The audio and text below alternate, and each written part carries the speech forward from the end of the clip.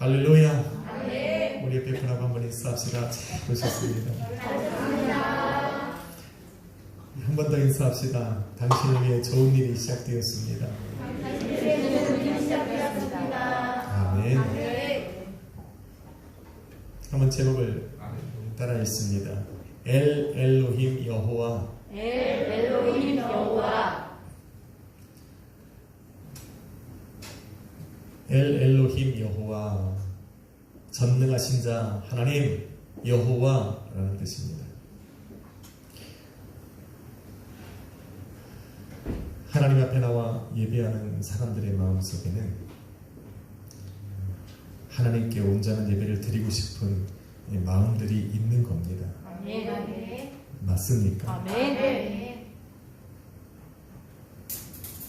오늘 본문의 시작은 전능하신 이 여호와 하나님으로 시작을 합니다.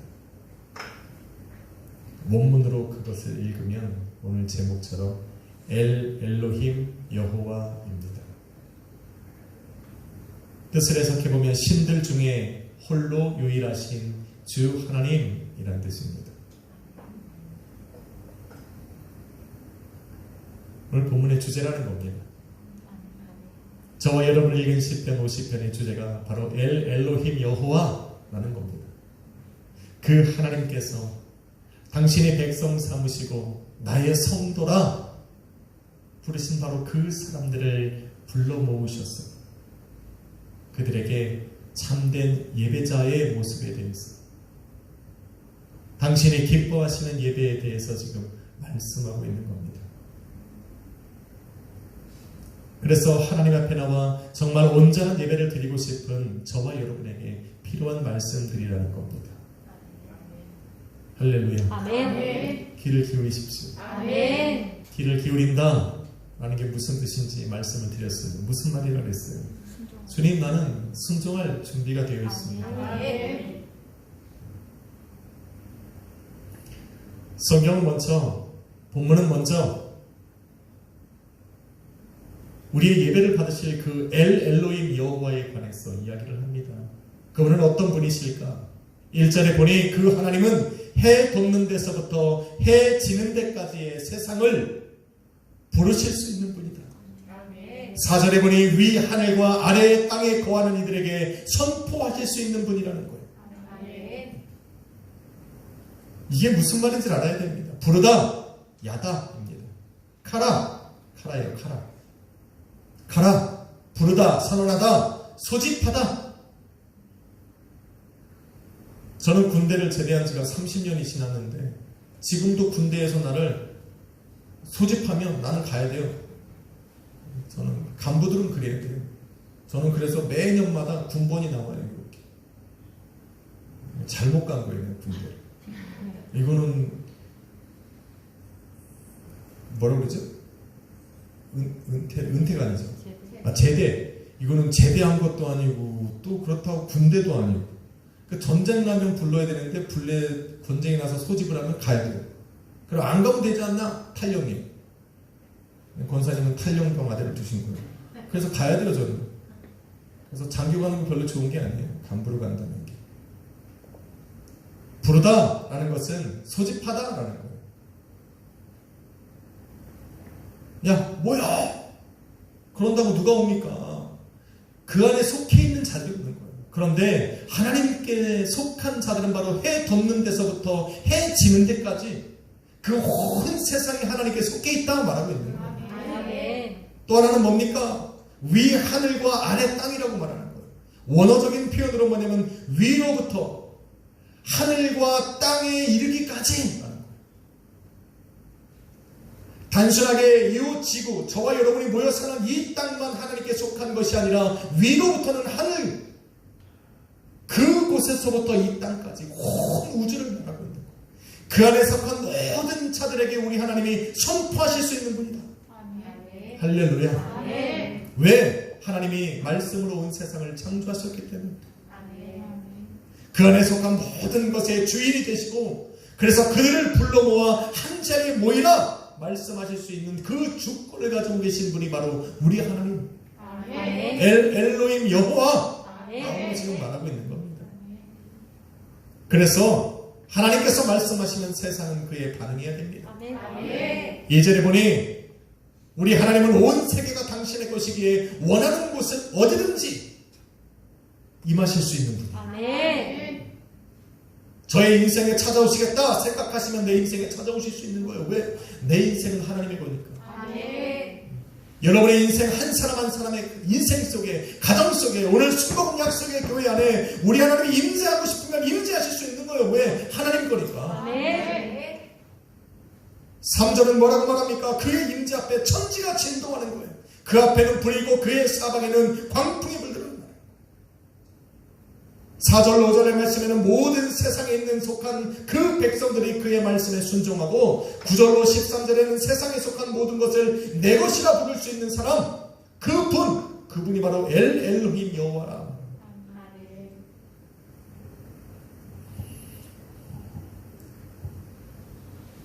그 하나님께서 지금 시온에서 빛을 발하셨다. 그리고 본문에 보니 그 빛을 발하신 주님께서 잠잠치 않을 거라 말하고 있는 거예요. 빛을 발하다는 무슨 뜻입니까? 성경은 하나님을 빛으로 옷을 입으신 분, 빛 가운데 거하시는 분이라고 얘기합니다. 그래서 시온에 빛을 발하셨다라고 하는 것은 시온에 임재하셨다라는 다른 표현입니다. 그런데 시온에 하나님께서 임재하신 그 시온이 온전히 아름답다 말하고 있습니다. 원어적인 해석은 이렇게 말합니다. 아름다움의 완벽한 시온이 되었다라는 거예요.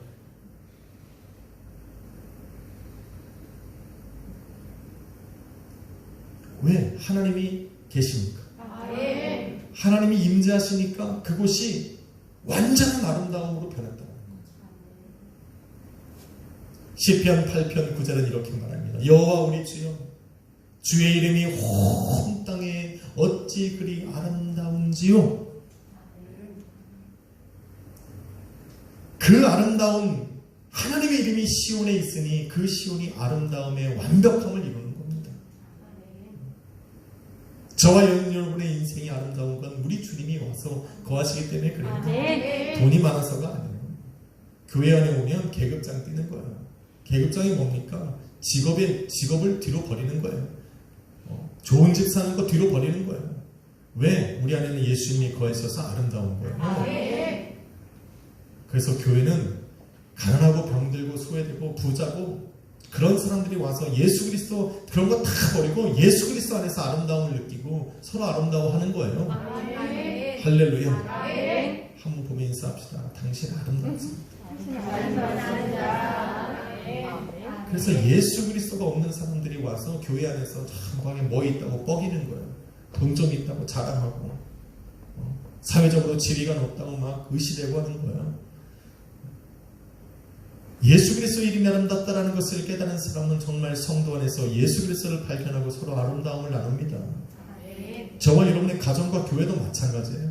예수 그리스도가 그 안에 살아 역사하시고 예수님의 이름이 높임을 받는 바로 그 가정이 아름다운 거예요. 그 예수님의 일을 경배하고 높이는 그 교회가 아름다운 거예요. 살아있단 말이에요. 할렐루야.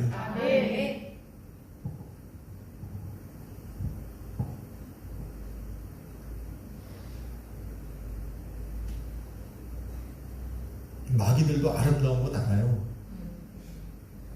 하나님만 아시는 게 아니에요. 그래서 마귀도 예수 안에 거하는 사람, 또 예수를 품고 살아가는 사람, 그런 사람들만 시험 들게 합니다. 아름답거든.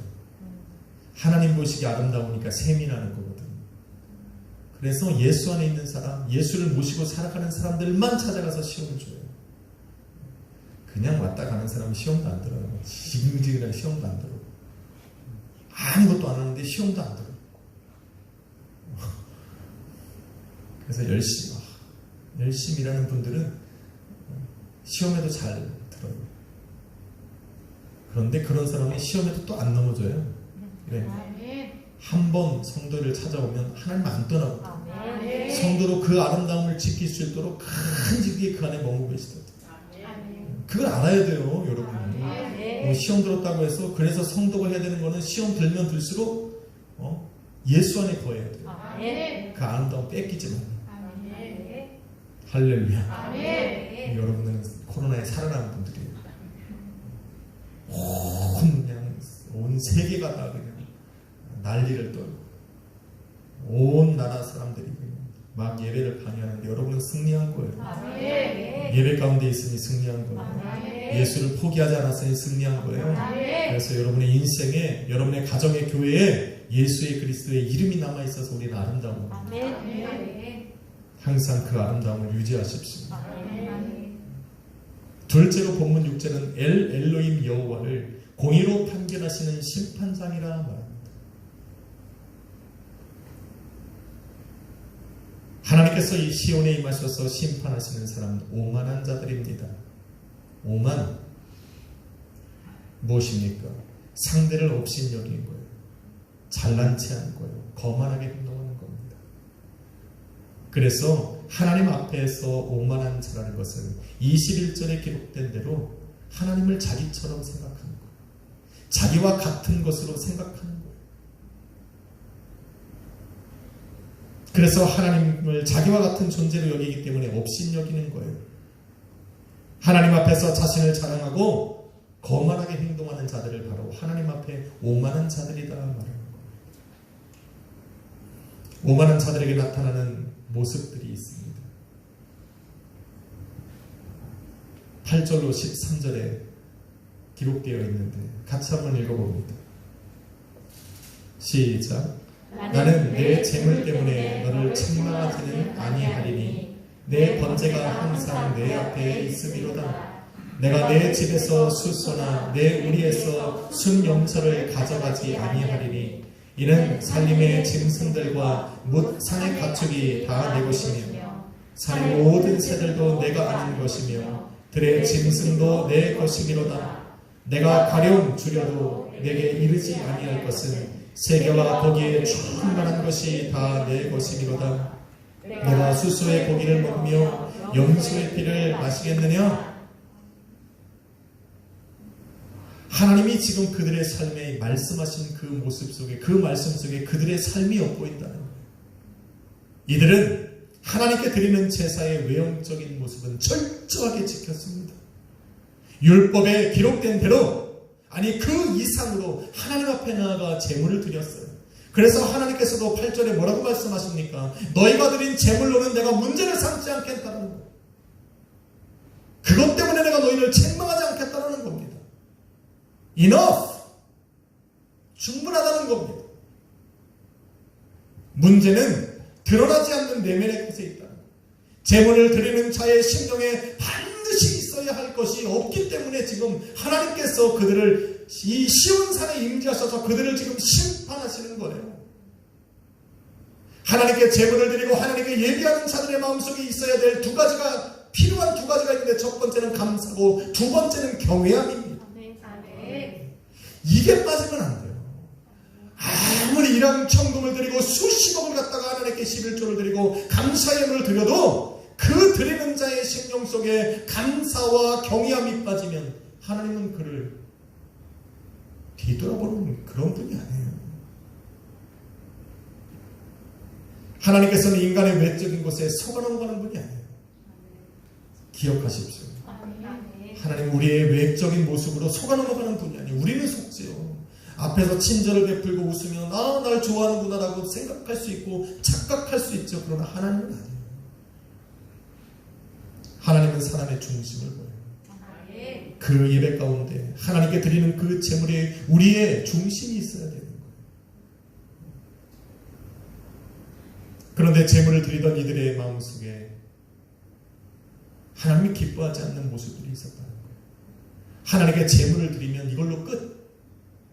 이걸로 자기가 하나님께 드려야 될 모든 문제가 해결되었다고 생각하고 있는 겁니다. 마치 제물을 드리는 것이 하나님께서 자신들에게 요구하고 있는 것의 전부인 것처럼 착각하고 있는 거예요.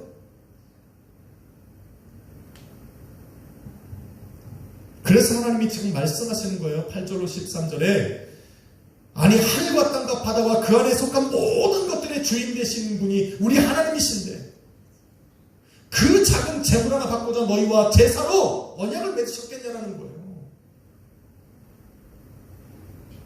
아니 무슨 착각도 이런 착각을 합니까? 천지의 주제이시고 그 안에 있는 모든 것들을 하나님이 말창조하신 그 분이 하나님이신데 너희가 드리는 그 재물 하나 받고자 너희하고 이 제사로 너희랑 언약을 맺으셨겠냐라는 겁니다.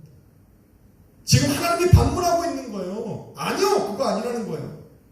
그래서 9절 13절에 야 살림의 짐승들이 다 내 것이다. 전부 산의 가축들이 다 내 것이고 산에 있는 새들을 내가 모르는 것이 없고 가축들도 다 내 것이고 세계와 거기에 충만한 것이 다 내 것이다. 지금 말씀하고 있는 거예요. 그러니까 그 자그마한 거 송 하나 드리면서 생색내지 말라고 지금 하나님 말씀하시는 거예요. 이거 하나 드린 것으로 너가 해야 될 모든 것들을 다 했다라고 착각하지 말라고 지금 이야기하고 있는 거예요. 지금 나는 제사로 내 재물을 구걸하는 것이 아니라 말합니다. 내가 아무리 줄여도 너희 집 가서 내가 그 음식 하나 달라고 하지 않을 거다라는 거예요. 너가 기르고 있는 그 가축이 하나를 내가 취하지 않을 것이라 지금 이야기하는 거예요. 왜? 천지가 다 내 것이니까. 착각하고 있는 그들에게 하나님이 찾아가셔서 말씀하시는 것이 바로 이거예요. 그러니 내 앞에서 오만하게 행동하지 말라는 거예요.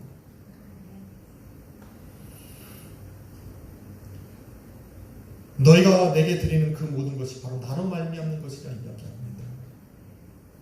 이 모든 것이 다 내 것인데 내가 너희에게 준 것을 그 많은 것을 주었는데 그 중에 하나 드리는 것으로 너희가 생색을 내면 안 된다고 지금 이야기하는 거잖아요. 하나님께서는 이들과 제사로 언약을 맺으셨다 말씀하셨어요. 그래서 제사는 하나님께서는 언약의 말씀처럼 제사로서 순종을 보이는 그들의 삶을 생육하고 번성하고 충만하게 하셨어요. 그래서 그들이 머무는 그 땅을 다스리고 정복해 나가도록 은혜를 베푸셨다니까요. 믿으시면 하면 합시다. 이걸 모르면 안 되죠. 우리가 하나님의 자녀고 하나님의 백성이라고 믿고 있다면 이걸 잊어버리면 안 돼요.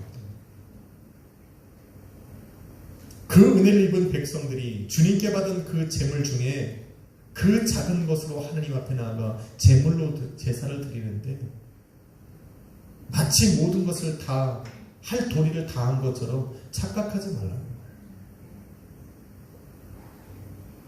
그래서 이들을 하나님께서 이들을 불러서 심판의 자리에 세우신 거예요. 원래 이들은 어떤 사람들입니까? 여러분 신명기 7장 7절로 8절 한번 같이 읽어봅시다. 하나님께서 이들을 택하신 이유가 여기 나와요. 한번 같이 읽어봅니다. 시작. 여호와께서 너희를 기뻐하시고 너희를 택하심은 너희가 다른 민족보다 수요가 많은 영토가 아니라 너희는 모든 민족 중에 가장 적으니라.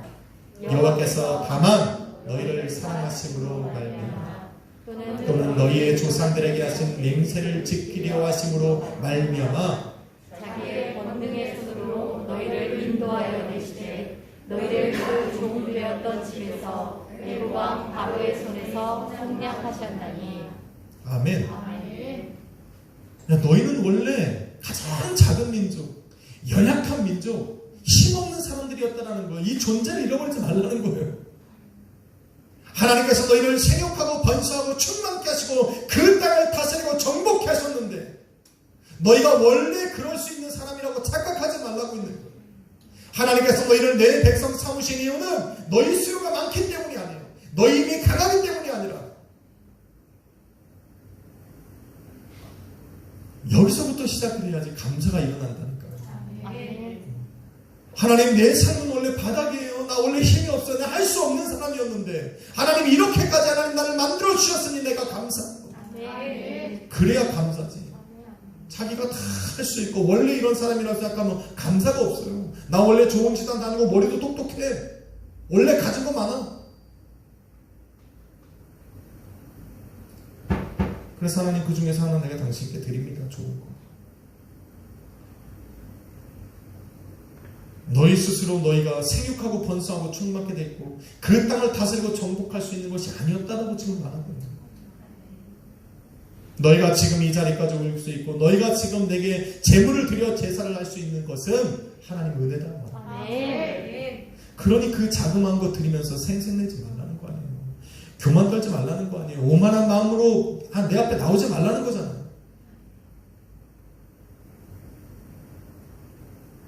그런데 그 은혜를 저버리고 작은 재물 하나 드리면서 모든 도리를 다했다 생각하니까 하나님이 내려오셔서 심판하시는 거예요. 물질 만능주의에 살아가는 우리들도 조심해야 돼요. 재물을 생명처럼 여기고 재물을 위해 생명 다해 살아가고 있지만 그 재물이 우리의 생명을 구원할 수는 없습니다. 기억해야 돼요. 이 세상 모든 재물을 내 손에 쥐었다 한들 이 재물로 우리의 생명 하나를 살 수가 없다니까요. 우리 지난번에 나눈 시편 49편 6절로 8절이 바로 그 말씀이잖아요. 자기의 재물을 의지하고 부유함을 자랑하는 너희여, 너가 가진 그것으로 너의 생명을 갚을 수 없다. 너의 생명을, 너의 죄를 구속할 만한 그 값을 하나님께 지불할 수 없고 너는 마련할 수 없다. 왜? 그 값이 너무 크기 때문에.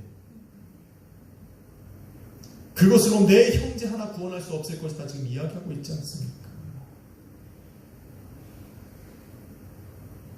그래서 우리가 드리는 모든 예물은 생명을 구원할 값이 아니라 생명을 구원하신 그 은혜의 감사의 예물인 거예요. 그런데 그 감사로 드려야 될 예물에 감사가 빠졌으니 무슨 의미가 있냐라는 거 하나님. 그 가치를 어디서 찾겠냐라는 거예요.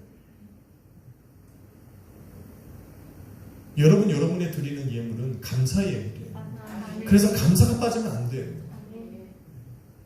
마치 그것이 많고 적음을 떠나서 내가 하나님 앞에 드릴 때 내 마음이 다 들어가야 돼요. 그 안에 내 중심이 있어야 된다. 감사함이 빠지면 안 돼요. 그래서 감사로 봉헌하자 이거잖아요.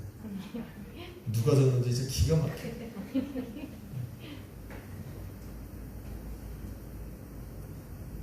저와 여러분이 드린 그 예물을 우리 주님께서 기뻐 받으시도록 주님께서 연락하실 수 있는 재물이 되도록 반드시 우리는 감사를 드려야 돼요. 아멘. 할렐루야. 아멘. 오만한 자의 모습 중에 있는 또 다른 모습은 교만입니다.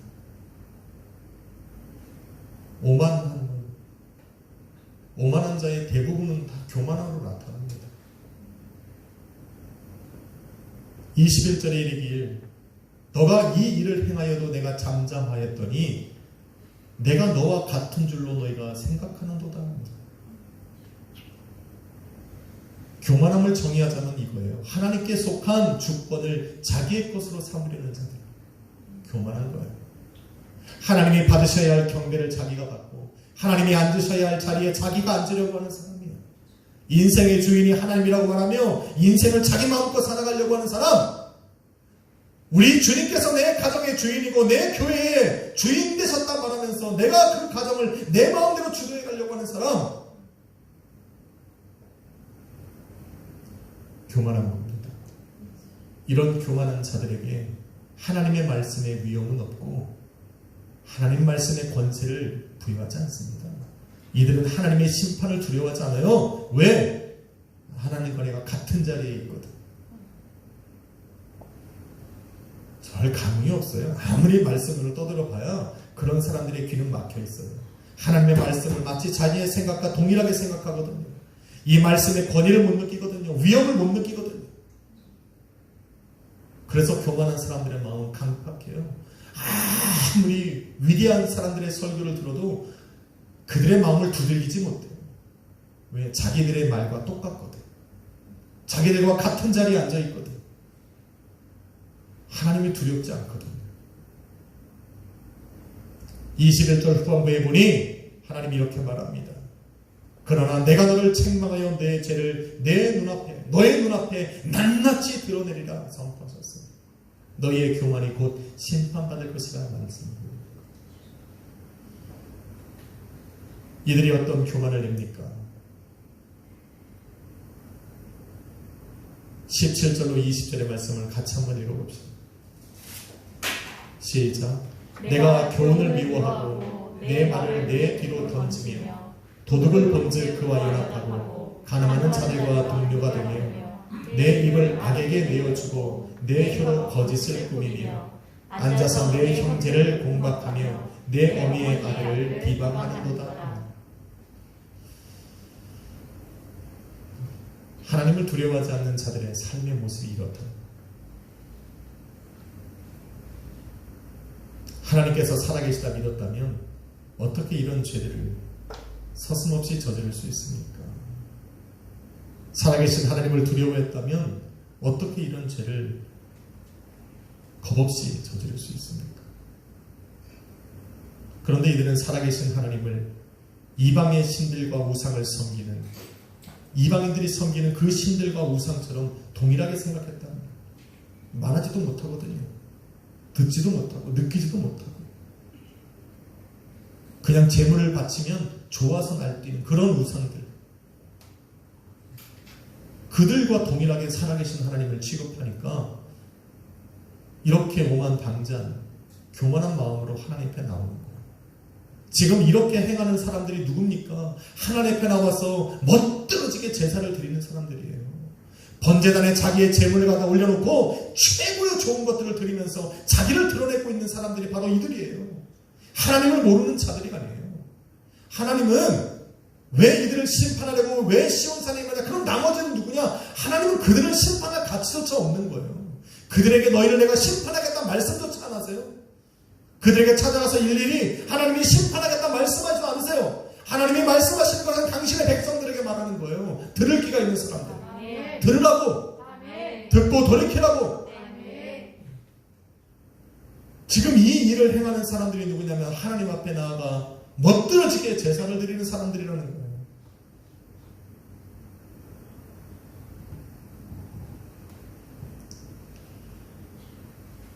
교만한 하나님의 살아계심을 부정하고 그를 두려워하지 않는 것에서부터 시작됩니다. 주님의 살아계심을 믿으시면 하면 살아계신 그 주님을 두려워해야 돼요. 두려워할 줄 모르면 교만함이 생겨요. 이런 교만함은 하나님께 예배하는 모습 속에서도 나타납니다. 교만한 자들의 모습은 굉장히 화려해요. 문제는 그 화려함 속에 중심이 없다는 거예요. 하나님께서 받으셔야 할 감사가 없고 하나님께서 높임받아야 될 경외함이 없다는 거예요. 똑같아요. 예배에 나와 있는 모습들은 똑같아요. 이런 자들의 예배를 주님은 성경에 보니 가증스럽게 여기신다. 그에게 예배는 보이는 것보다 보이지 않는 것이 더 중요해요. 그렇다고 막 아무렇게나 하는 게 아니라 그건 기본이고 꼭 잘못 오해하는 분들이 있어요. 그럼 뭐 아무렇게나 해도 아니 그게 아니라 그런 거가 하나님에 대한 내 마음이에요. 사랑의 표현이고 할렐루야. 그 안에 뭐가 들어가야 되느냐? 우선적으로 우리의 중심이 예배에 있어야 된다는 거죠. 우리의 예배 자리에 나오는 사람들의 마음이 있어야 되는 게 감사고 경외함이라 지금 이야기하는 거잖아요. 본문이 말하는 엘로임 여호와의 세 번째는 14절의 이름과 같이 감사의 제사를 받으시고 예배하는 자의 서원을 받으실 분이다라는 것. 23절은 이렇게 말합니다. 감사로 제사를 드리는 자가 나를 영화롭게 하나니 그 행위를 옳게 하는 자에게 내가 하나님의 구원을 보이리라. 여러분 너무 잘하는 말씀이에요. 감사로 제사 드리는 자가 하나님을 영화롭게 하나니. 이 발음이 문제예요. 발음. 그 행위를 옳게 하는 자에게 하나님의 구원 보이시리라. 감사드려. 이거요. 땡큐. 감사할 줄 몰라. 여러분 감사가 어디서 옵니까? 여러분 언제 하나님 앞에 감사할 마음이 생깁니까? 오늘 감사임을 드릴 때마다 저는 참 이 감사의 이 질도 다르다라는 생각을 해요. 이 평범한 일상을 이렇게 감사할 수 있을까라는 생각을 해요. 사실 이런 감사 우리가 다 해야 되는데, 그죠? 집사님이 대표로 하신 것 같아요. 나도 묻어가려고 그래. 주여, 은혜를 주실 때 저도 이하 돕는. 여러분 언제 우리 마음속에 감사가 일어나는가? 아마 사람들마다 다르고 케이스도 다를 거예요. 경우도 다를 거예요. 그런데 그것들 중에 공통적으로 나타나는 것 하나를 뽑으라면 아마 이 힘들고 어려운 상황 속에 도움을 받은 그때는 정말 감사가 일어날 수밖에 없을 거예요. 나의 힘으로는 해결할 수 없는 그런 일들이 내 앞에 있는데 우리 주님께서 찾아와 그 문제를 해결하심을 느꼈을 때 할렐루야, 그때는 감사가 일어날 거예요. 이 일을 하나님이 하셨어! 라고 말하려면 환난 중에 부르짖어야 돼요. 진짜 기도는 내가 이 환난에서 벗어나게 하지만 하나님을 움직이지만 더 중요한 것은 그 문제가 해결되었을 때 나로 하나님 앞에 감사할 수 있게 하려면 부르짖는 사람이어야 돼요. 부르짖지 않으면 이게 해결이 돼도 다 자기 운인 줄 알아. 아, 내 인생은 원래 이런 럭키. 자기가 스스로 해결했는지를 착각해 감사를 못해요. 환난 중에 부르짖지 못하는 사람은 환난이 끝나가도 환난에서 벗어나도 감사를 못해요. 그래서 환난 중에 부르짖으라 말하는 거예요. 할렐루야. 되게 중요한 말이에요. 그것이 영적인 고난이든 마음의 문제이든 육체의 고통이든 질병이든 그런 환난 중에 내가 부르짖어서 하나님께 건져냄을 받아야 감사가 되고 그렇게 해야 된다니까요. 15절에 뭐라고 말합니까? 환난 날에 나를 부르라. 내가 너를 건지리니 너가 나를 영화롭게 하리라. 이 말씀 되게 중요한 말씀이에요. 환난 날에 내게 부르짖으라. 내가 너를 건지리니 내가 나를 영화롭게 하리라. 너가 나를 영화롭게 하리라. 분명히 건지신 분은 하나님이신데 건져냄을 받은 너희가 나를 영화롭게 한다라는 거예요. 이 말이 무슨 말이에요? 환난으로 시작되어진 나의 삶이 하나님을 영화롭게 하는 삶으로 끝나려면 두 가지 단계를 거쳐야 되는데 환난 중에 있는 너희는 나에게 부르짖고 부르짖는 너희를 내가 건져내는 거예요. 이게 환난이 하나님을 영화롭게 하는 단계로 넘어가는 이 중요한 단계라는 거예요. 둘 중에 하나가 빠지면 안 돼요. 하나님 말씀하시는 거예요. 우리의 삶에 고난은 없을 수 없지만 그 고난이 하나님을 영화롭게 하는 것으로 바뀌려면 환난 중에 있는 너희는 부르짖어야 되고 부르짖는 너희를 내가 건질 것이고 건져냄을 받은 너희는 내게 감사할 것이고 그 감사로 제사를 드리는 자가 나를 영화롭게 하는 거예요. 할렐루야. 그러니 여러분의 삶에 고난과 환난이 오면 기회로 삼으십시오. 무슨 기회? 하나님을 영화롭게 해드릴 수 있는 기회. 하나님이 여러분을 도와주시고 여러분을 위험에서 건져내시는 것을 기뻐한다는 걸 알아야 돼요. 아니 차라리 환난을 주지 말지. 아니요. 우리 박경훈 전사님이 또 이정광 목사님이 끊임없이 얘기한 게 뭐예요? 너무 삶에 드러나지 않는다는 거 아니에요. 그래서 뭐 생각으로 지식으로 알던 그 하나님의 그것이 내 삶의 생명이 되어 복음이 나타나려면 고난의 시간을 거쳐야 된다는 거예요. 그래서 하나님이 나를 온전히 세우시기 위해서 고난과 환난을 삶에 주실 때 그냥 주는 게 아니에요. 그것을 당신을 영화롭게 하는 방법으로 바꾸기를 원하세요. 그래서 부르짖으라는 거. 부르짖어. 그럼 내가 건질게. 건짐받은 너희는 감사할 것이고 감사함으로 제사를 드리는 너희는 바로 나를 영화롭게 하는. 이게 단계예요. 환난 날에 이걸 왜 못하느냐? 환난이 찾아오면 그냥 주저앉거든. 마음도 무너지고 기도할 힘도 안 생기고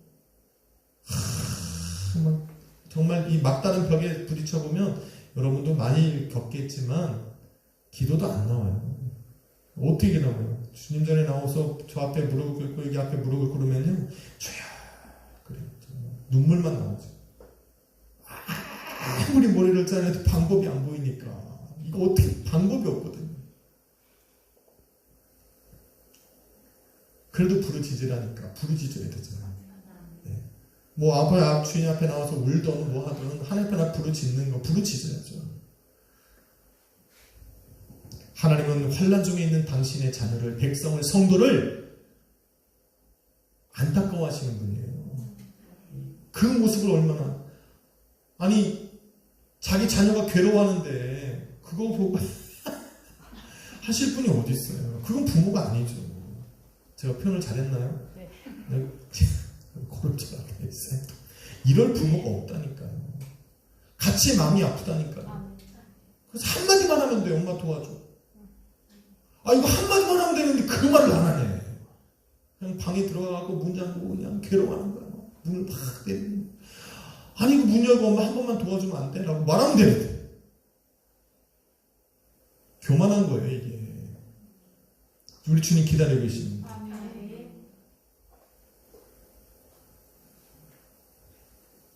하물며 고난 중에 있는, 환난 중에 있는 당신의 정도가, 백성이, 자녀가 당신 앞에 부르짖는데 응답하지 않으실 분이 어디 있어요?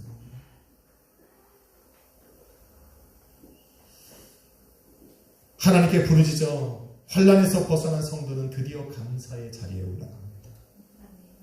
그냥 예배에 나오지 못해요. 그 마음의 감사로 하나님 편에 나오면 얼마나 예배가 살아있는지 몰라요.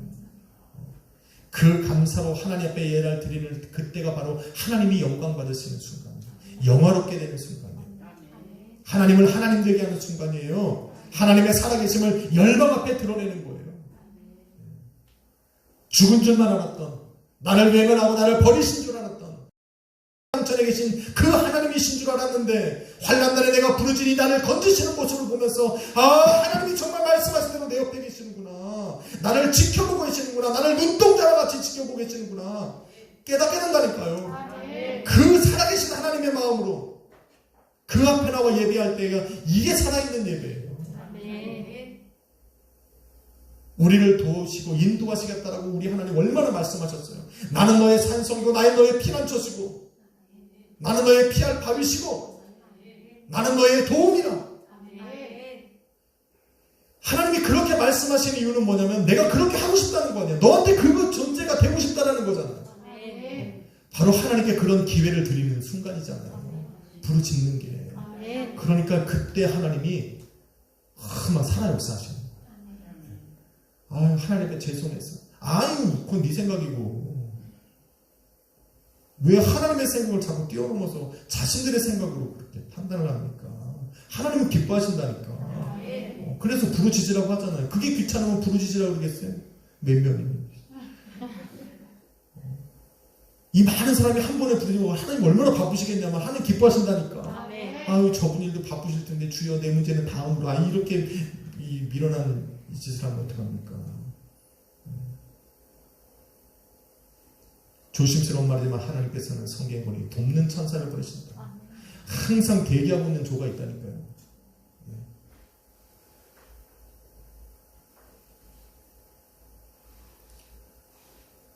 하나님께 부르짖는 것은, 환난 날에 부르짖는 것은 하나님을 영화롭게 하는 시작이에요. 아멘. 부르짖으십시오. 아멘. 하나님으로 일하게 하십시오. 아멘.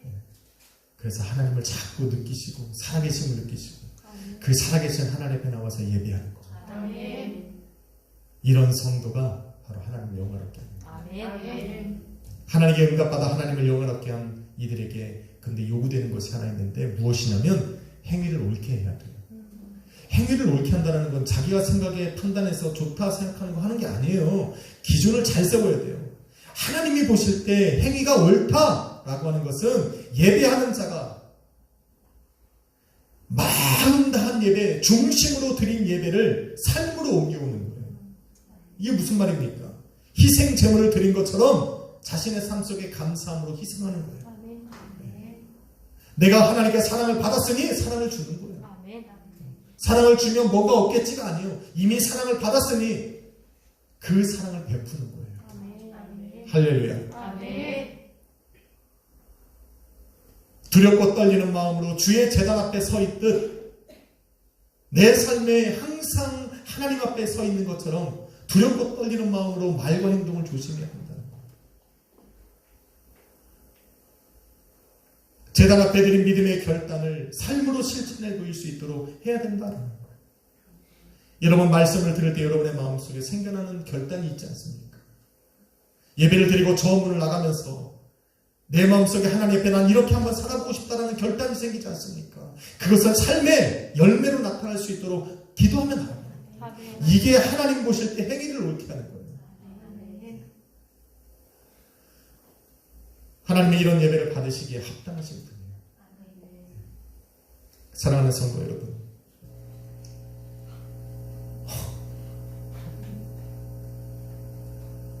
기타 좀 꺼주고. 그래도 그래요? 이 모든 말씀을 하신 하나님께서 말씀하신 것이 하나 있어요. 22절에 보니 하나님을 잊어버린 너희여 이제 이것을 생각하라. 잊지 말라는 거잖아요. 기억하라는 거잖아요. 할렐루야. 아니 한 귀로 듣고 한 귀로 흘리지 말라는 거잖아요. 저와 여러분도 깊이 생각해야 합니다. 여러분 예배가 일상이 되는 것은 굉장히 좋은 일입니다. 그런데 일상이 되어버린 예배에 큰 위험이 있는데 바로 형식이 되어버린다. 예배의 중심이 사라지고 형식만 남게 되면 성도는 그때부터 흔들립니다. 매일의 삶이 무너지기 시작합니다. 매일 예배, 주일 예배, 금요 성령 대망, 가정에서 드리는 예배가 하나님께 온전히 드려지고 하나님께서 기뻐 받으시는 예배가 되려면, 그런 살아있는 예배가 되려면 저와 여러분의 중심이 그 예배에 있어야 돼요. 형식으로만 하는 게 아니에요.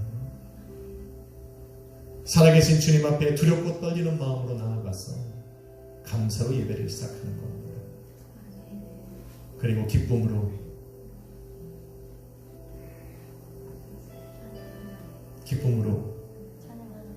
그렇죠. 기쁨으로 이걸 안 띄워주니까 모르네. 이거 큐어잖아요. 기쁨으로, 믿음으로.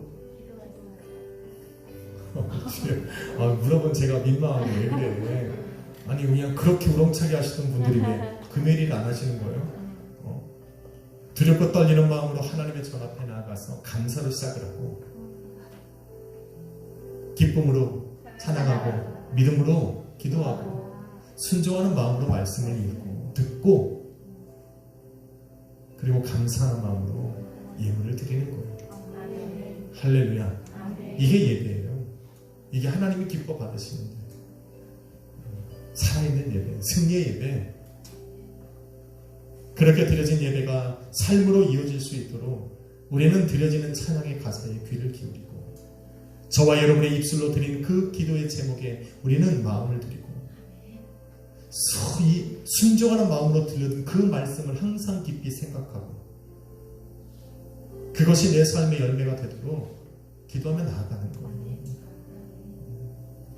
하나님이 기뻐하시는 예배입니다. 이런 예배의 삶을 드리는 우리에게 주님께서 정하신 심판의 날은 구원의 날로 변하는 거고, 그런 성도들에게 환난이란 하나님을 영화롭게 하는 기회가 되는 겁니다. 할렐루야. 아멘.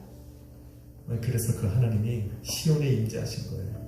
오늘 이 예배 가운데 임재하고 계시리라 믿습니다. 아멘. 오늘 이 말씀 중에 우리 주님께서 진리를 선포하시고, 저와 여러분의 삶을, 또 가정을, 또 우리 순복음 약속의 교회를 아름답게 하시기 위해서 이 가운데 계시고, 우리를 부르셔서 그 안에 머물게 하시고, 그래서 우리는 아름답습니다. 우리를 아름답게 하신 그 주님 앞에 날마다 온전한 예배를 드릴 수 있도록, 받으실 만한 예배를 드릴 수 있도록 우리의 중심이 항상 예배에 머물러 있어야 될 줄을 믿습니다. 할렐루야. 기도하겠습니다. 거룩하신 아버지 감사합니다. 우리는 원래 그런 존재가 아니었는데 주님 우리를 예배자로 부르셨고, 우리는 가진 것이 없었는데 주님 내게 주신 것으로 아버지 앞에 드릴 수 있게 하셨고, 우리는 하나님을 아바 아버지라 부를 수 없는데 주님 나를 구속하사 자녀로 부르셨습니다. 그 은혜에 감격하고 또 은혜에 감사하며 우리는 예배를 드립니다. 주님 내 안에 찾아오셔서 감사하고 나를 당신 앞에 거하게 하셔서 감사합니다. 항상 주님 안에 거하는 우리 악소의 교회 성도님들 되게 하여 주옵소서.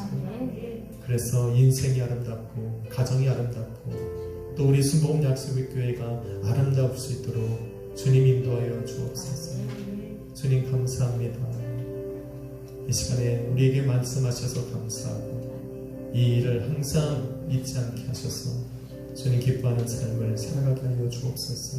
예수 그리스도의 이름으로 기도했습니다. 언제나 내 모습을 찬양하시다. 언제나 내 모습 너무나 부끄러워 무릎으로 주님께 기도로 가오니 나 홀로 서 있네. 죽은 내 영 깨우사 주님만 나를 세워내어 살게 하소서. 주님 내 안에 주님 내 안에 계시고 주님 내 안에 주님 내 안에 나를 세워주소서. 언제나 내 모습 언제나 내 모습 너무나 부끄러워 무릎으로 주님께 기도로 가오니 나 홀로 서 있네. 죽은 내 영 깨우사 주님만 나를 세워내어 살게 하소서. 주님 내 안에 주님 내 안에 내 안에 계시고 주님 내 안에 주님 내 안에 나를 세워주소. 주님 내 안에 주님 내 안에 주님 내 안에 내 안에 계시고 주님 내 안에 주님 내 안에 나를 세우리. 한 번 더 생각들이 시간에 기도합니다. 주님 내 안에 주님 내 안에 주님 내 안에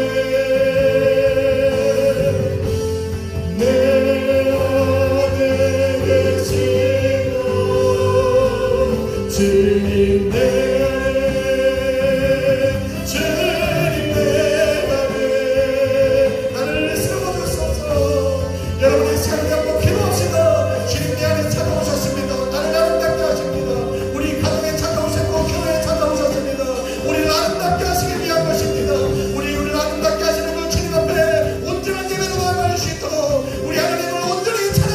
할 수 있도록 주여 내 마음을 아버지 주님 안에 항상 머물게 하여 주옵소서. 주여 머무리고